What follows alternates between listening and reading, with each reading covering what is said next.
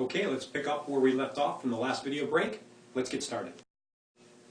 So I wanted to take a moment to take a graphical, real-life example of multicast to really stress the importance of all network devices truly supporting the multicast feature. So in this case, we have a typical security network with multiple switches connected into a ring. On the upper left-hand side, we have an IP camera that's generating a 2 megabit per second video stream that is a multicast stream. Down in the lower right, we have a video management system that is receiving all multicast streams from all cameras and sensors all over the network. So, many VMSs work very differently. For our example, this is a video management system that works purely on multicast. Some do not. Some work on combinations of unicast and multicast. So, the first thing to remember about multicast is that it is actually a type of Ethernet packet. You have three standard types of packets. You have a unicast packet, which is a point-to-point example. So data comes onto the network and gets streamed to one location on the network. So it's a one-to-one static relationship.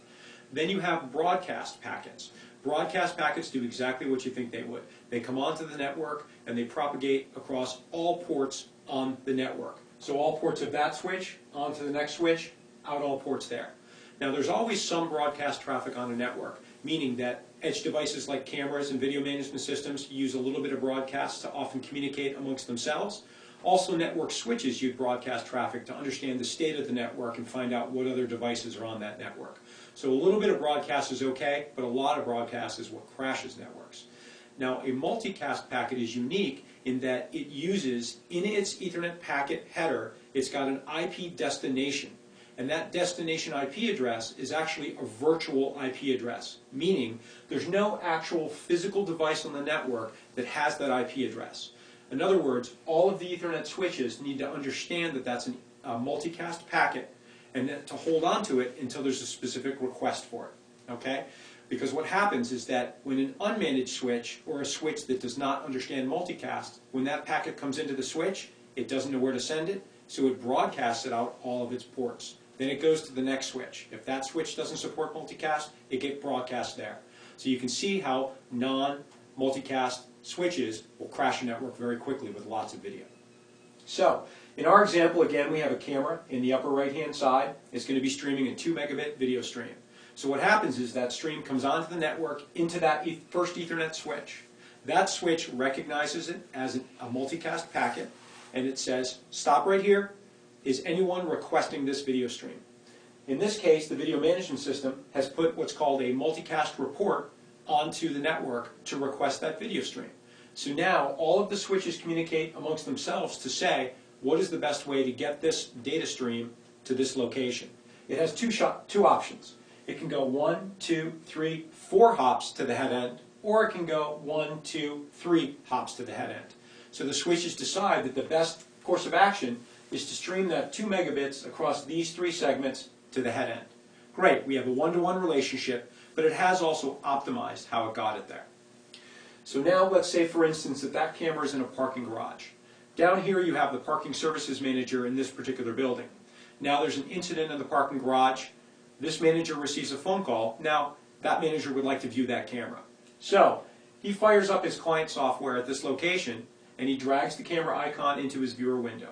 What that really does is it sends a multicast report to this local Ethernet switch that says, I would also like to view that video stream. So now the switches again communicate with themselves to say, what's the best way to get the video stream to this new location? Well, since the multicast stream is already in this switch here, which is just one hop away, the switches decide that I can duplicate that stream out of one backbone port to this switch and then out the local access port to this client software. These original network segments still are only streaming 2 megabits per second. So now you can see the importance of multicast, where you haven't added additional network traffic. You haven't duplicated that stream and now have 4 megabits per second. You only have 2 megabits across these 4 segments now. So now we have a one-to-many relationship, and the network has optimized how it's done it. And so this is a very effective way to get one data or video stream multiple locations across the network while optimizing how it does it. You heard me mention earlier the importance of having all network devices handle the IGMP or multicast protocol. Well, ComNet has come up with a very unique product called the self-managed switch. This is an unmanaged Ethernet switch that's hardened and allows up to 30 watt PoE per device on it. It has a combination of copper and fiber ports. The unique portion of this is that it handles multicast flooding without any programming. All you need to do is configure a couple of dip switches on the box, and it allows you to have multicast video or data streaming, but it does not flood the switch. We're able to control the number of ports that the multicast traffic flows out of. So for instance, in this 4+1 fiber, you can have 4 multicast devices connected to it, and the switch will only allow multicast traffic to flow out that backbone port, the fiber port, to then stream down towards a head-end switch that does need to support multicast. So again, it's an unmanaged device that still supports multicast, and it will not be flooded and it will not crash the switch. Our 6+2 switch here has 2 fiber optic ports that allows multicast traffic through one of the backbone ports as well as through an optional copper port. So it's an easy way to deploy remote devices on a network that handle multicast without having any programming or managed devices in the field. Take a close look at our website to review that product, see if it meets your needs, or call our design center. Let's take a moment to review that second option of migration. This is the networked option. It has the most pros, but it has the most cons as well. So the big advantage is you get the scalability of a network, being able to add additional devices onto that network much more easily than the analog world. Also, you get redundancy. If you put those switches into a ring or a complex topology, you can have redundancy to maintain uptime and not lose devices in case of any cable or equipment failure. In addition, you get the massive flexibility of being able to put your video, audio, access control, and other sensors and devices onto the same platform. And again, that lends to scalability as well.